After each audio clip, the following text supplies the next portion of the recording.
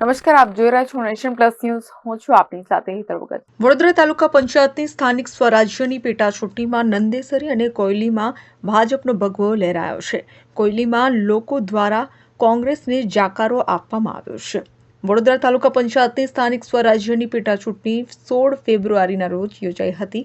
આ પેટા ચૂંટણીમાં કોયલીમાં 46.17% અને નંદેસરીમાં 62.91% મતદાન થયું હતું.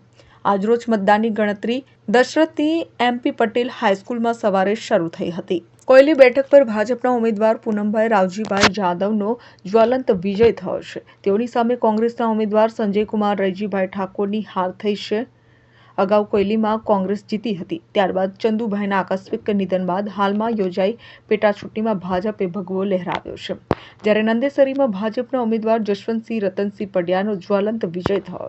તેઓની સામે કોંગ્રેસના ઉમેદવાર રાજેન્દ્રસિંહ મંગળસિંહ ગોહિલની હાર થઈ છે. તો નંદેસરી અને કોયલીના ઉમેદવારોના ટેકેદારો ઉપસ્થિત રહ્યા હતા. કોઈને નંદેસરીમાં ભાજપની જીતને જ વધાવવામાં આવી હતી.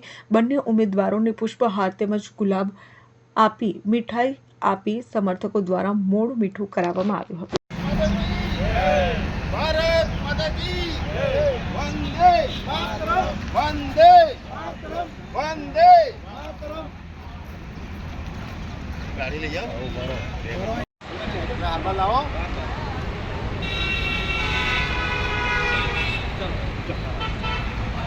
ચલો મળીએ. આજની જે જીત છે તે કોયલી ગામના તમામ મતદાર ભાઈશ્રીઓનો, ભાજપ કાર્યકર્તાઓનો, તમામ વડીલોનો, તમામ બહેનોનો અને તમામ યુવાનોનો જે મારી સાથે રહીને ખભે ખભા મિલાવીને જે મને સાથ આપ્યો છે એ બધાની આજે જીત છે અને સર્વ કોયલી ગામની જીત છે. મને પૂરો વિશ્વાસ કોયલી ગામ પર હતો કે મને 100% જીતાડશે.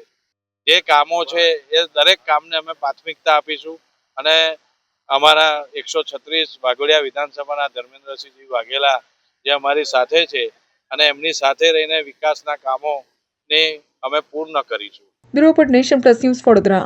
સમાચારોનો સતત અપડેટ મેળવવા માટે અમારી નેશન પ્લસ ન્યૂઝની યુટ્યુબ ચેનલને સબસ્ક્રાઇબ કરો, બેલ આઇકન દબાવો અને જોડાયેલા રહો ફેસબુક, ઇન્સ્ટાગ્રામ અને ટ્વિટર પર.